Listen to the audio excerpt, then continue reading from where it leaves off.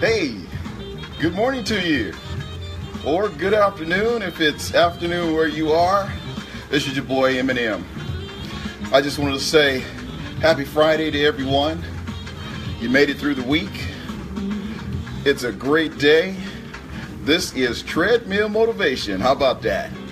And as promised, on Wednesday, I'm going to finish my 12 steps to creating a better life. Hey, Arthur, what's up, man? How you doing? Good to see you, man. So this is the second half of the 12 steps to creating a better life. Now, I'll basically do a quick recap if you missed Wednesday on what we talked about. The first six. Now, the first six, number one was choose authenticity over conformity. Number two was decide to love and respect yourself now. You don't have to wait until tomorrow. You can start now in loving and respecting yourself. Number three, get clear on your vision and your goals. Whatever those are, you got to have a clear understanding of where you're going. Number four, make the present moment your main focus. Don't be so caught on your 5, 10, 15, 20-year goal, which that's important, but the present moment is your main focus. What are you doing in the present moment right now to obtain some of those goals? Okay, so make the present moment your main focus. Number five was commit to connecting with your soul and your spirit on a daily basis. Okay, whether you get up and you meditate, you pray, you set aside some you time before you start your day. This is a great time for you to connect with your inner self, with the Spirit of God that's dwelling within you. So commit to connecting with your soul and your body every day. That's the best way to start every morning, is by communicating with your Creator. Number six, as we finished out on Wednesday, was make yourself accountable. You have to make yourself accountable in your own life. Now, I had said that in many businesses that I was in, we had accountability teams or partners to where someone would help you be accountable to your goals and your whatever your outcome would be in your business. So they were there to help you to be accountable. Okay, so today we're going to start the back half of 12 steps to creating a better life. And like I said, everybody wants a better life. I want a better life.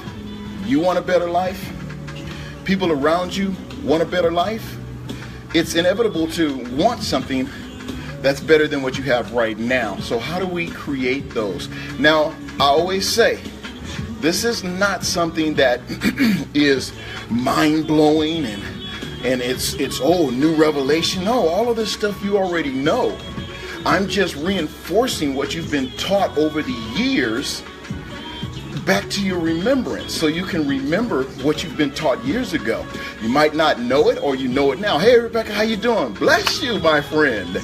But this is a way for you to, think about some of the things that you may have forgotten over the years and some of the conferences or classes that you've taken. So you're just in time for the second half of 12 steps to creating a better life. Now, number 7 is bless what you already have. That's very important. Bless what you already have. You can't control many of the things that come and go out of your life, in and out of your life, the material things, the people that come and go out of your life. But you have to bless what you already have. There is I believe it's a Samoan proverb or Samoan blessing, that you bless what others have, that you would be blessed to obtain the same. Now, that's paraphrasing on my side. But if you see someone, now look, if you see someone driving down the street and they're driving a luxury car and you're still driving a beater, don't talk about them. Don't say, oh, you know what? It ain't about that. You're just showing off your new car. No, take a different mindset and bless them. Bless them. Because when you bless them, you're blessed in the outcome of you blessing them. But you want to bless what you already have. You might, like I say, you might have a beater. Bless that beater to keep on beating. You know, whatever it is, what you have, you bless it. You say, Lord, I thank you for what I have. I thank you for what you've given me. I thank you for what you're about to give me. So you bless what you already have. Eckhart Tolle wrote, acknowledging the good that you already have in your life is the foundation for all abundance. So if you want abundance in your life, you have to acknowledge the good that you already have in your life. The people that are in your life that are good, you have to acknowledge them. You know, make reference to how they're blessing you and they're encouraging you. And the things that you have, it's not always about things, but it's nice to have nice things. There's nothing wrong with that. If you focus only on what you don't have, you are likely to perpetrate the same circumstances for yourself.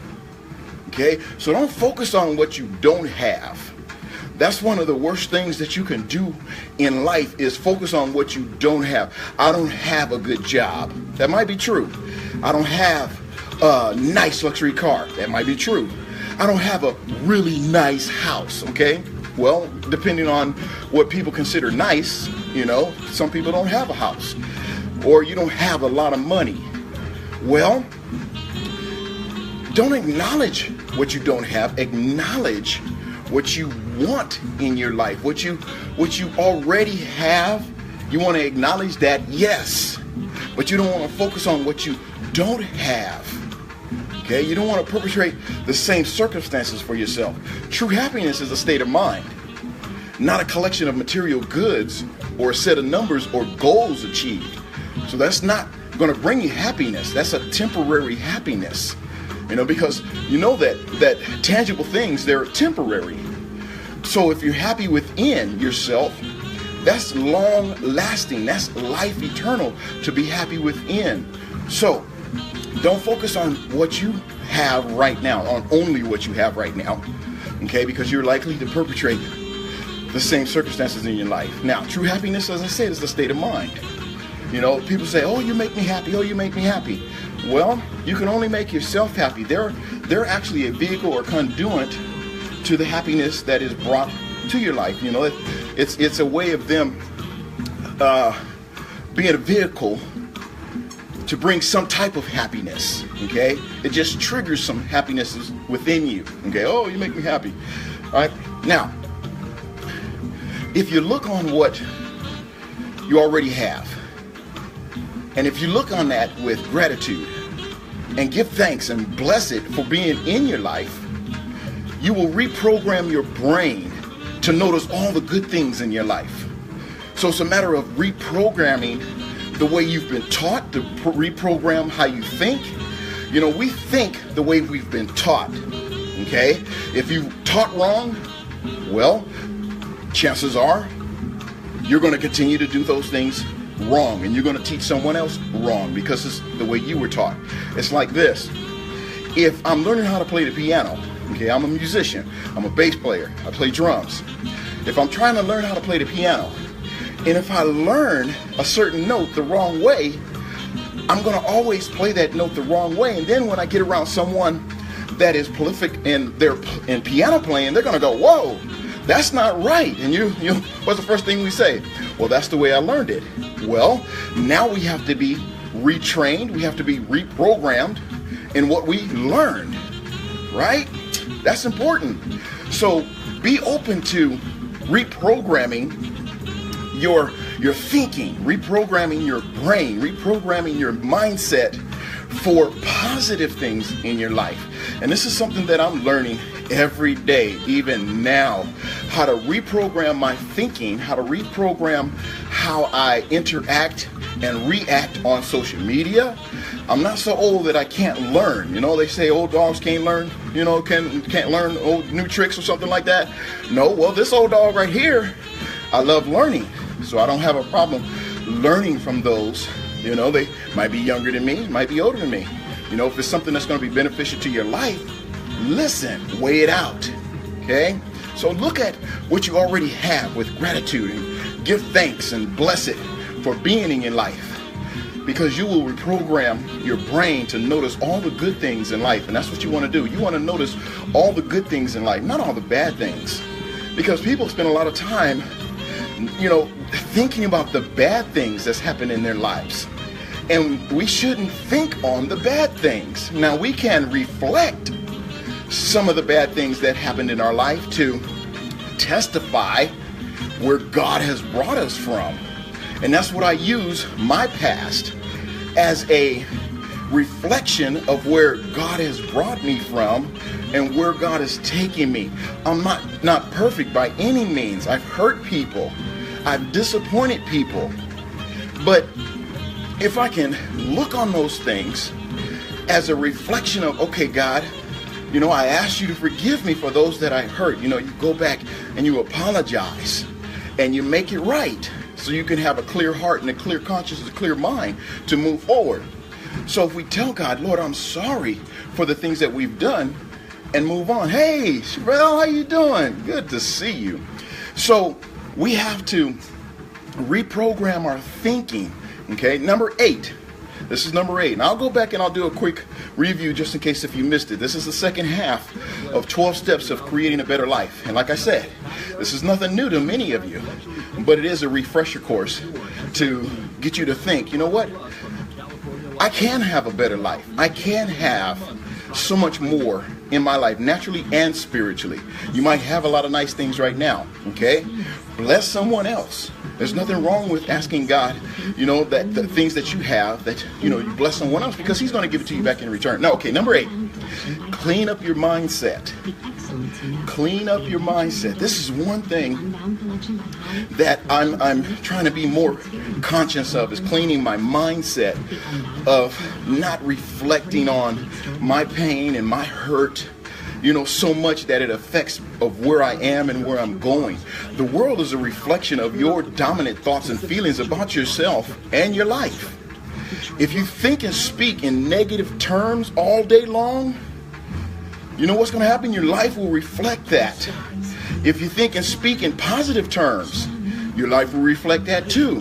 Have you ever been around people in the office or some of your friends? They're just constantly negative. They're constantly talking about the negative things of life. You know, it's like, where's the positive? And you notice people that are negative. Notice their mannerism. Notice how they carry themselves. Notice their facial structure. You know, they walk like they're slumped over. The facial expression is hard. They're tense. They're always sore. You know, their muscles are sore. Their body is sore. Their brain is hurting because they're constantly thinking about negative things. Negative things in, negative things out. So if we think on those things, hey, think on those things that are positive, guess what's going to happen? Your whole outlook on life is going to change for the positive. You know, here's a way of stopping people from talking negative to you. If you're spiritual, if you're a Christian, and people come talking to you negatively, here's one thing you can say. Hey, what does the Bible say about that? They'd be like, what? What do you mean? What? Bible? Yeah, what does the Bible say about that? The things that you're complaining about, the things that you're negative about, what does the Bible say? And they'll look at you like, you got a third eye or something. It's amazing. And they're supposed to be Christians, right? And they're looking at you like, well, that's putting them in check. It's not to say that you're better than them. Hey, sweetie, it's not to say that you're better than them, but it's letting them know that you're not a negative trash can and they can't dump all of their negativity on you, because it's going to reflect on your life, and you don't want that. So if you want to make changes in your life, first look within at your belief system. Okay, be radically honest with yourself about whether your inner dialogue supports your goals. Is what you're telling yourself, hey, what's up, Tyrone? Yeah, Tyrone. I can't see that. I ain't got my glasses on. Well, what's up? Blessings. If your belief system is messed up, everything else about your goal is going to be kind of messed up. So be radically honest with yourself about whether your inner thoughts or your inner dialogue supports your goals. Is what I'm thinking really on this right track of where I'm going? Or is it contradicting negatively where I want to go? Okay? Think about those. Look at your inner belief. What do you believe in? Do you believe in yourself? Do you believe that your goals are attainable? Do you believe that you can be successful? Do you believe that you can have a righteous and upright relationship with someone? Do you believe that God has his best interest out for you? Do you believe that you can obtain whatever it is that you believe and achieve and want to achieve? Yes, it's possible. So you got to change your belief system. Say, I believe it. If you wake up every day, and you're facing turmoil, you're facing issues and problems, tell yourself, you know what? I believe that today is a good day. I believe that today is going to be better than yesterday. I believe. So you're changing your belief systems from waking up going, oh man, I don't even feel like getting up. Today's just going to be a jacked up day. Man, it's hot already, or it's cold. So we're already clouding our minds and our thought with negative things, and it's going to bring us down the rest of the day. If you can install new beliefs using affirmations and spending time visually, what it would be like to be the greatest version of you. We had an awesome show last night talking to a good friend of ours, Mark Menard. And he, a best-selling author of the book called The Story of You. You need to look that up, The Story of You by Mark Menard. And here, if you can visualize what it would be like to be the greatest version of you, what would that look like? What would that really look like? Okay? Visualize what you want to become. And when you visualize what you want to become, ultimately you will be what you want to be. That's important.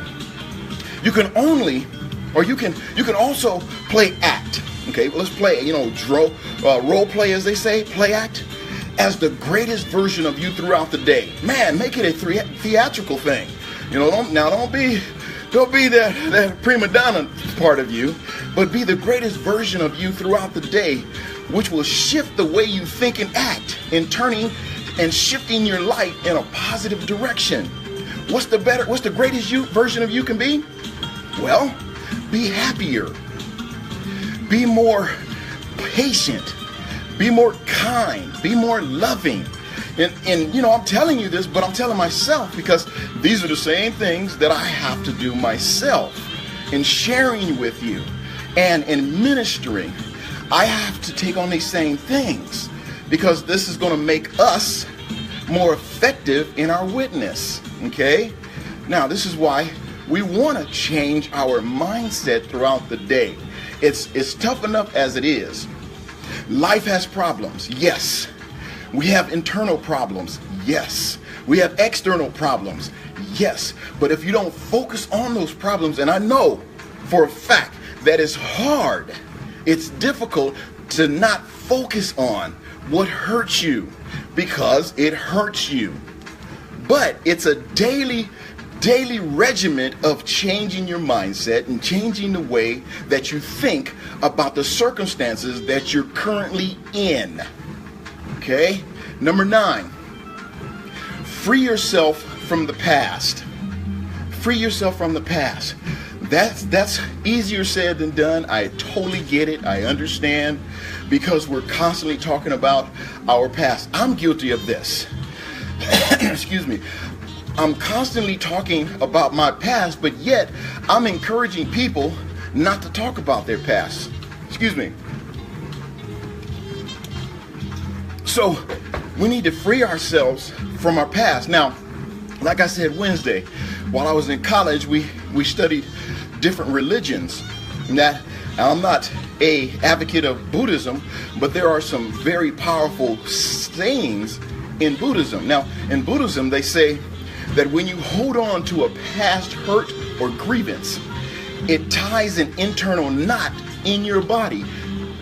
That was an epiphany for me. That was like, oh man, that's like an aha moment.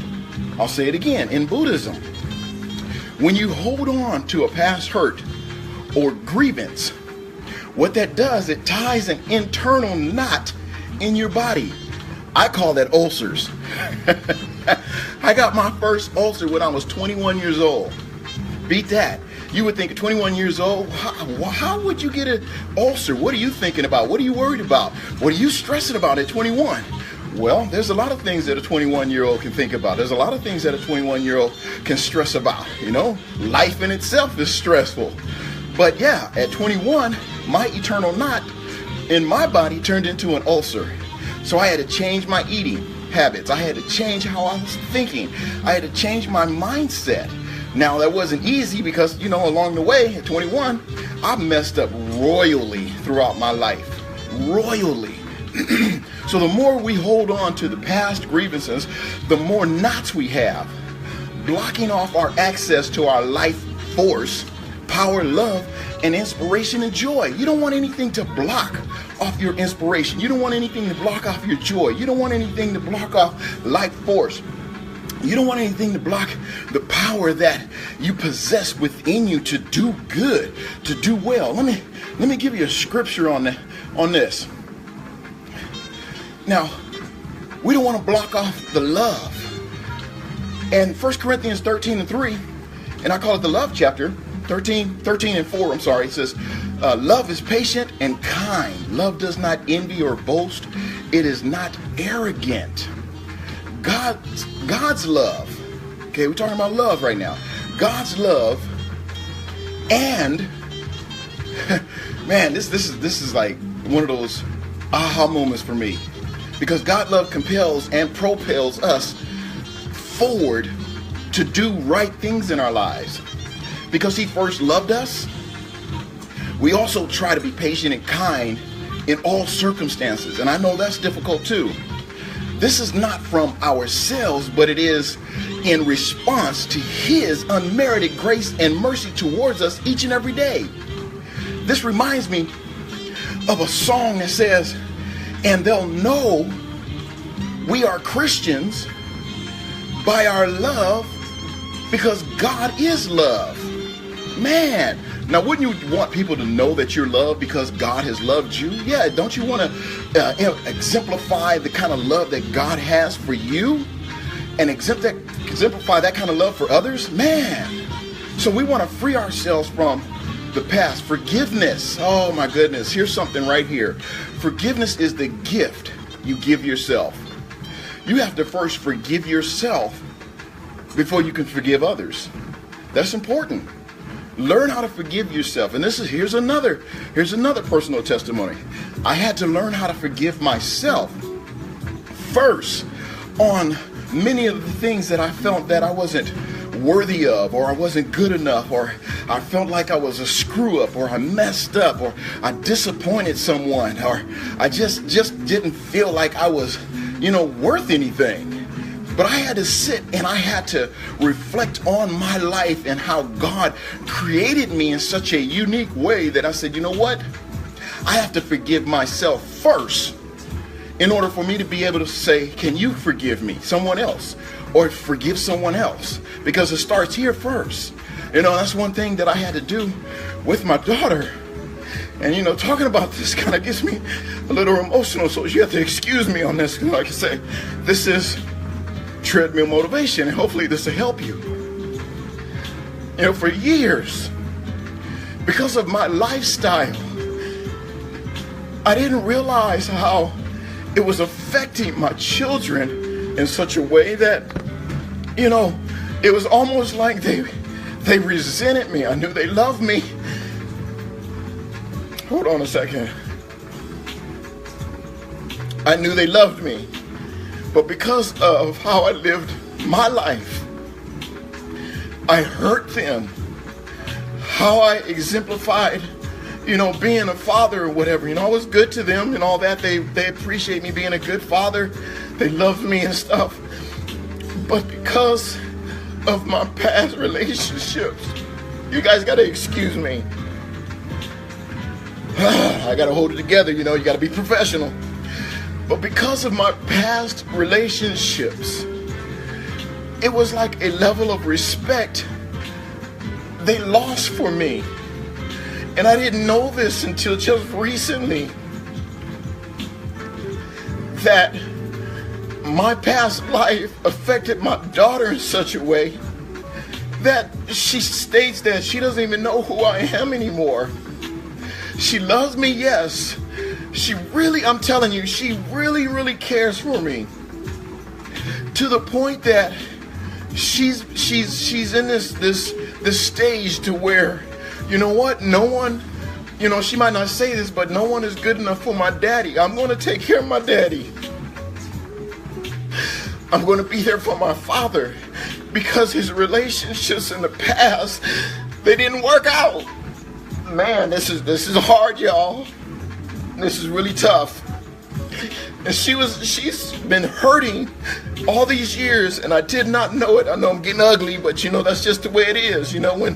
When you're transparent, you got to get ugly sometimes. And so, and I was talking with her, and I said, baby, I'm sorry. I'm sorry for the pain that I caused you. I'm sorry for, if I disappointed you. I'm sorry, for, my life is not a life that, one can say, yeah, I got a great life. I can live it now.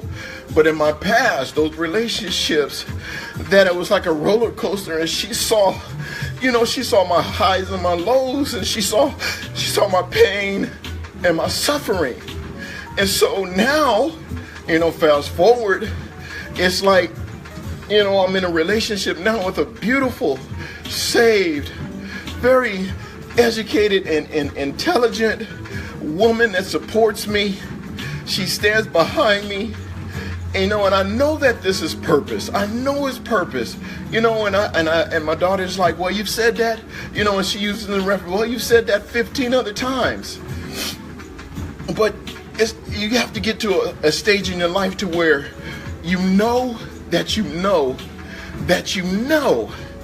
that this is it. And I'm at that stage in my life that I know, and I have no reservations. I have no hesitation that the person that I'm with today is the right person for me. So, talking about forgiveness, I had to go to her and I had to ask her to forgive Daddy. Forgive me. Because I hurt you and I didn't realize my lifestyle and what I was going through hurt you.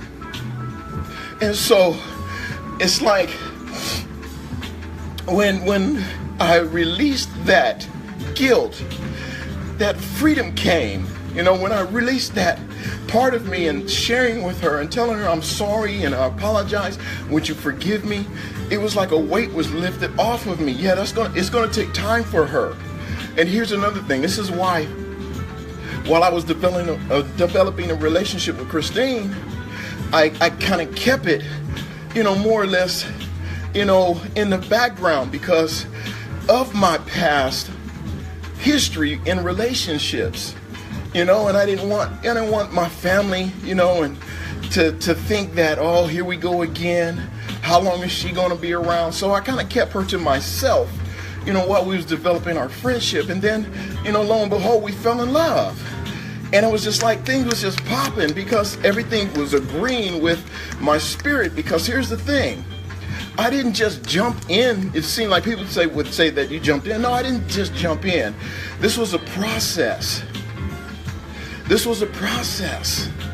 And I had to prepare my spirit, man, for this journey. So, we went on a 7-day fast. We went on a 10-day fast. We went on a at least I did. I went on a 21-day fast. She couldn't hang in the 21s, which was, she went as long as she could, but 21 days because I was preparing myself for what was getting ready to happen. But like I was saying, as far as forgiveness is a gift that you give yourself. So I had to give myself a gift, and then by me giving myself this gift, I'm trying to give it to my daughter because I love my daughter. And I want her to know that, I have someone in my life that is not going to, leave me, not going to disappoint me. This is Faith. And she loves me, and she supports me, and she's my best friend. And so, it's funny because, my daughter, she's, they're being blessed to get a new home, and, she's thinking about taking care of, her daddy. But, it's not about all that. This was just me sharing about forgiveness, and moving into your life of freedom by giving yourself a gift. Set yourself free by letting go of your past hurts. See past the mistakes we all make as human beings to the same light of consciousness within all. We don't have to justify anything in our lives because life is what it is. Life is what it is, and time will basically heal a lot of things. It will. And so be blessed in your journey. Number 10, feel the fear and don't do anything, or don't do it anyway. Feel the fear and do it anyway. That's what I'm trying to say. Feel the fear and do it anyway. What stops us from going for our goals and trying new things is not fear itself, but our aversions to experiencing fear. We don't want to experience fear. Okay, so this is why it hinders us from going towards certain goals, is because of the fear that we're experiencing. Fear is a bundle of sensations and feelings in your body. You ever felt fearful? Man, that's a terrible feeling. It brings torment. That's why the Bible says fear brings torment.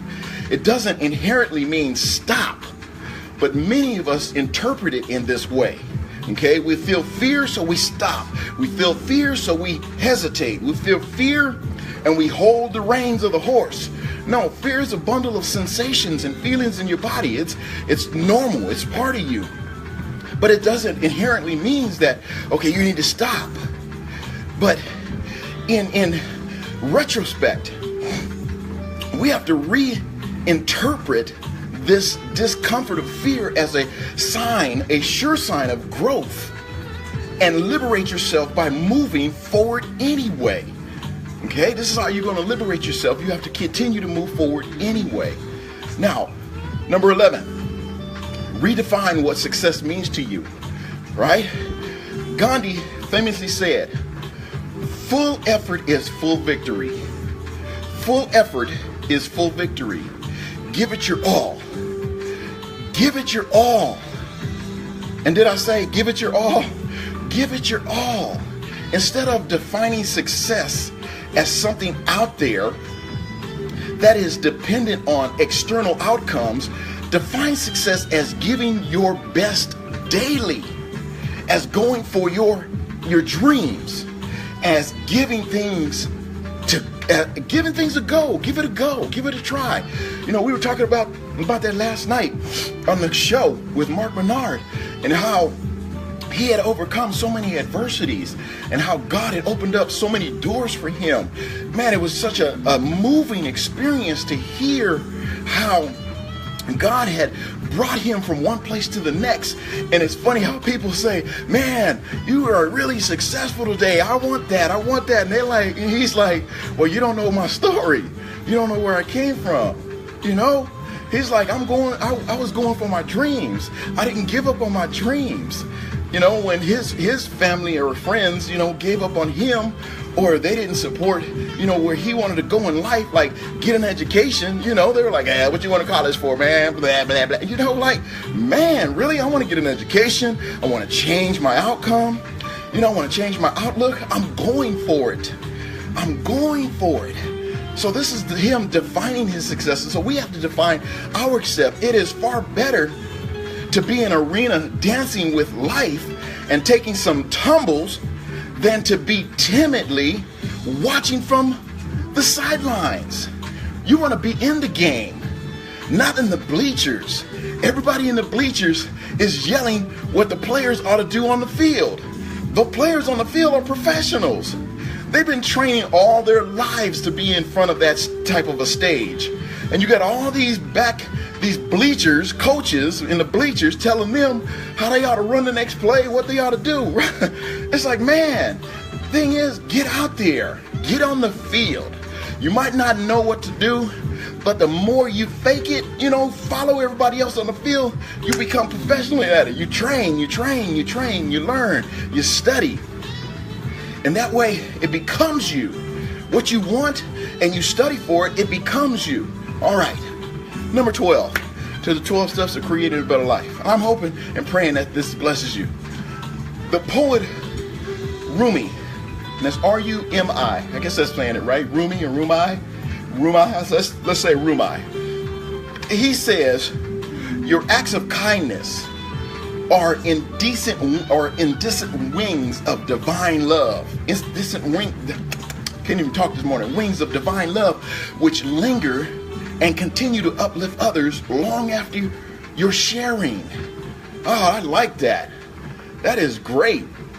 Giving and receiving are one in truth, because both the giver and the receiver are uplifted and nourished by that simple act. Like I said, my fiance, she loves words of affirmation. So I try to nourish her with words of affirmation. You look good, you smell good, right? Those are words of affirmation, acts of kindness. Make it a habit of waking up and asking, how can I serve you today, universe? How can I serve you today, honey? How can I serve you today, boss man? How can I serve you today, God? How can I serve you? What can I do? Right? This is how we wake up. This is how we change our thinking. 12, did I give you a 12? 12, think, give. Okay, that's what number 12 is. Think, give. When you smile at a stranger on the street, now they might go home in a better mood. Compliment their partner, who will in turn show love to the next person they encounter. It's like that kindness of paying it forward. Think, give. You're thinking of giving to others than getting from others. Now, your small acts of kindness can have a ripple effect in the world. Okay? Ellis is a writer, life coach, and happiness teacher. And that's somebody that I got a lot of these notes from, because she teaches people to connect with their inner soul and spirit, create their dreams, and expand their happiness. And this is what we want to do in obtaining and creating a better life. Let's go backwards. Number 12, think, give. Number 11, redefine what your success means to you. Number 10, feel the fear and do it anyway. Number 9, free yourself from the past. Number 8, clean up your mindset. Number 7, bless what you already have. Number 6, make yourself accountable. Number 5, commit to connecting with your soul, your spirit on a daily basis. Number 4, make the present moment your main focus. Number 3, get clear on your visions and your goals. Number 2, decide to love and accept yourself now. And number 1, choose authenticity over conformity. It's been a pleasure to share with you this week on the Treadmill Motivation. I appreciate you indulging with me, and I ask you to pray for me as I pray for you, that God continues to be who He should be in your life. And remember, love God, love yourself, and by all means, love others. Live, hope, change. This was 12 steps to creating a better life. This is your boy, Eminem, also known as Malachi from the Malachi and Christine Show, also known as DJ Ministerial. Keep it locked. I'll be back. Enjoy your weekend. Be safe on your 4th holiday, July 4th holiday. Be safe. Love your family and friends. Enjoy yourself. But by all means, please If you drink, drink in moderation. Be safe so we can see you on Monday. Bless you guys. Appreciate you. That's your boy Eminem. We'll see you next time. You got to go back and check the replay. All right. Bless you.